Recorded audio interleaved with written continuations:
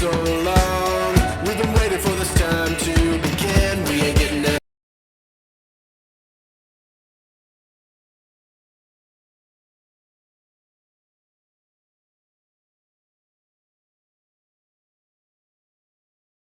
Hello guys, good morning. তো কেমন আছো তোমরা সবাই? আজকে হচ্ছে আমাদের স্কুলে ভর্তি 11th-এর জন্য। তো চলো আজকে একটা আমি ভাবছি ব্লগ বানানো যাক। আর তো চলো তোমরা দেখতে থাকো, কেমন লাগছে ভিডিওটা অবশ্যই তোমরা কমেন্টে জানিও। তো তারপরে আমি এখানে খেয়ে নিলাম পরোটা আর আলুর তরকারি। তো তারপরে তো মা আমার জন্য একটা ডিম সেদ্ধ বানিয়ে দিল, তো আমি একটা ডিম সেদ্ধ এখানে খেয়ে নিচ্ছি প্রোটিনের জন্য। তো এই কয়েকদিন আগেই তো আমার মাধ্যমিকের রেজাল্ট বেরিয়েছে, তোমরা সবাই জানো। তো এখানে আমি যাচ্ছি স্কুলে 11th-এর জন্য ভর্তি হতে। আমার বন্ধুদের সাথে আমি এখানে চলে যাচ্ছিলাম। তো গাইজ, আমার তো এতটাই ভুলে মন যে আমি আমার মোস্ট ইম্পর্টেন্ট ডকুমেন্টসগুলোই আনতে ভুলে গিয়েছিলাম। তাই আমি বোনকে কল করলাম যে আমাকে এগুলো দিয়ে দেওয়ার জন্য।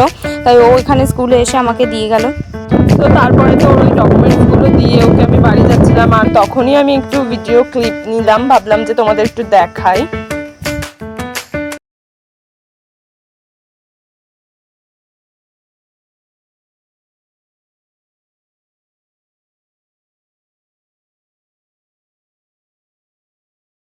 তো গাইজ, তারপরে আমি আমার সব ডকুমেন্টসগুলো এখানে জেরক্স করতে চলে এসেছিলাম বন্ধুদের সাথে।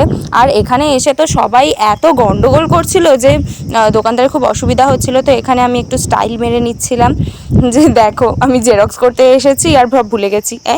তো প্রথমে একটা দোকানে যাচ্ছিলাম, সেটা বন্ধ ছিল বলে আমরা পাশে অন্য একটা দোকানে চলে গেলাম, যে দোকানে আমার বন্ধুরা আগে থেকেই ছিল। তো গাইজ, এখানে দেখো আমি জেরক্সগুলো নিয়ে স্কুলে ঢুকছিলাম। তারপরে আমরা সবাই মিলে এখানে মজা করছিলাম। আমি এখানে কারোর একজনের মিমিক্রি করে দেখাচ্ছিলাম, তো দেখো, আর ওরা সেটাই তুলছিল। তারপরে দেখো গাইজ, এটা হচ্ছে আমাদের স্কুল। আমরা এই স্কুলে 5 থেকে পড়ছি। আর এখানে আমরা সবাই মিলে হচ্ছে আইসক্রিম পার্টি করছিলাম। আর আমি আইসক্রিমের প্যাকেটটা কাটছি, আর আমার বন্ধুরা সেটারও ক্লিপ নিয়েছে। তো কি আর বলি।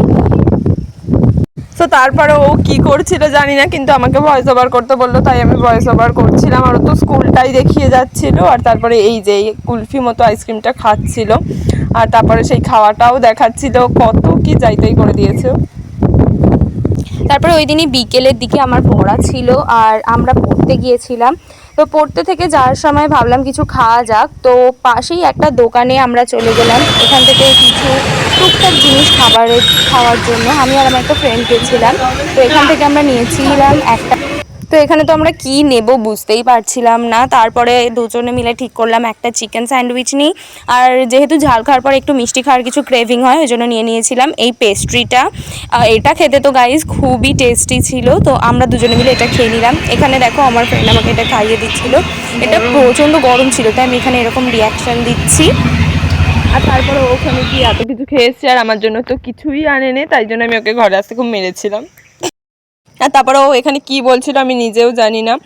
আর ও তো খেয়েই যাচ্ছিলো, শুধু খেয়েই যাচ্ছিলো। আর দেখে আমার খুবই রাগ ধরছিল, কারণ আমার জন্য কিছুই আনেনি। তারপর পেস্ট্রিটাও এভাবে ওকে একটা দিদি খাইয়ে দিচ্ছিল, মানে ওরা একটা বন্ধু খাইয়ে দিচ্ছিল। তারপরে এই যে ওরা বাড়ির জন্যও নিয়ে এসেছিলো পেস্ট্রি, সেটাই দেখাচ্ছিলাম। আর এখানে রাস্তা দিয়ে হেঁটে হেঁটে আসছিলো।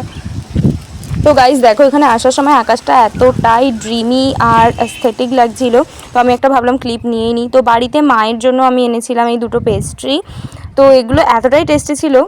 ওকে গাইজ, তো আমার অবস্থা দেখে আমাকে এখন তোমরা জাজ করো না, কারণ আমি এইসবে পড়তে থেকে এসেছি। আর বাইরে এত রোদ, প্রায় 39 ডিগ্রি সেলসিয়াস এখন। আর তো এখন আমি টিফিন করে নিই তাড়াতাড়ি। তো তারপরে দেখা হচ্ছে। এখানে আমি ফিজিক্স করতে করতে একটু কোক খাচ্ছিলাম। তো তারপরে আমি এখানে হচ্ছে গোলা রুটি একটু চিলি সসের সাথে খাচ্ছিলাম। আর চিলি সসটা তো এতটাই ঝাল ছিল, মানে ঝাল হওয়ারই কথা, কিন্তু গোলা রুটিতেও লঙ্কা দেওয়া আর চিলি সসেও ঝাল। তো আমি তো পুরো প্রায় পাগল হয়ে যাচ্ছিলাম ঝালেতে। তো গাইজ, এটা ছিল আমার হচ্ছে স্ন্যাক্স টাইমের খাওয়া।